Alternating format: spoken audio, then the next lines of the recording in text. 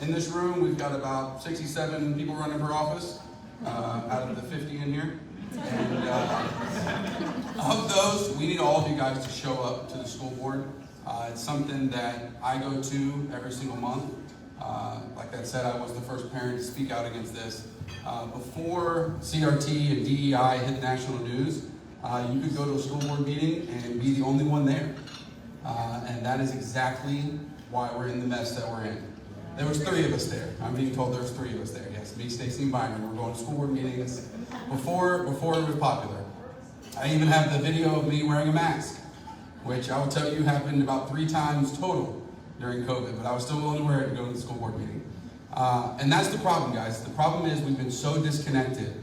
43% of our state's budget gets spent on schools, and 3 people showed up to a school board meeting. 70%, give or take on the year, of our property taxes go to our schools, and 3 people showed up to a school board meeting. It wasn't until Fox News picked up and told us that bad things were happening that people started showing up, and that's a problem. I'll tell you, Rhonda Thomas has been down at the Capitol for years and years showing the exact video that she showed me, Stacy, and Ron, and Byron. You're Byron here, I forget. He's Ron in our neighborhood.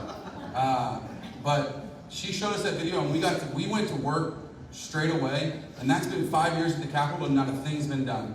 So this is the thing, guys. It's what have you been doing, and elected officials, what have you been doing outside of just going and speaking at these events? Have you spoken at the school board? Are you showing up at the school board? You can stand outside for an hour afterwards and talk to the parents. It's a great campaign opportunity for you, but the reality is, I just want everyone to be involved. I want whoever wins to go down to the state capitol and make a difference, and you won't know what differences need to be made unless you go. We have 2 members of the 2 candidates for school board here tonight. We're big proponents here at the women's group of the school board, Mike Valdez, who's running to replace the old chairman, who's not running. She's been in office for 12 years and is not running because of the difference we made by showing up and asking.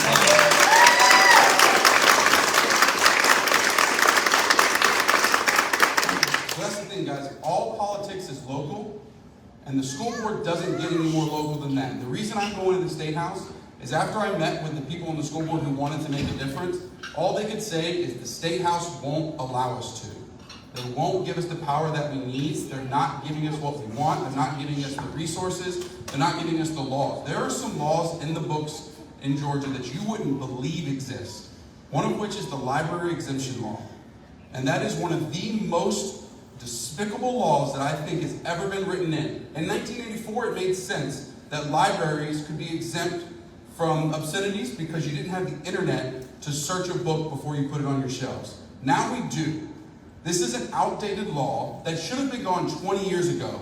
And in a red state for the last 20 years, it should have been gone. That's not something you're hearing anybody else talk about. And one thing I will say, I may win, I may lose, but I have for sure moved the needle. Because when I started on this race, I was called every name under the book for daring to say Forsyth County needs school choice. But now you won't find a Republican running for office that says school choice isn't So remember who you vote for, that they are all saying, I promise you there is not one that will stand up and say they're against school choice. They may be, but they will not stand up and say it. Remember that at the polls. Remember who stood strong when nobody was watching. Remember who was at the meetings when no one cared. Remember who showed up. Remember who's been fighting behind the scenes. And when you elect someone, remember their promises. Every single Republican right now is promising school choice. From the Tennessee border to the Florida border, 100% are saying they want school choice. Why don't we have it? We have to hold them accountable. And it's counties like Forsyth County that can move the needle. Because we have some of the best schools in the state. Our test scores are top notch. But anyone who's been paying attention will tell you it's not test scores that's driving this problem. It's not math, it's not science. Well, it's made up science. It's not real science. It's not people writing. That's not the problem. It's everything else. And if Forsyth County leads the way, the state will follow.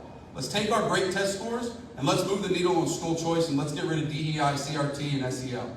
I'm Ed Solid, and I'm for education.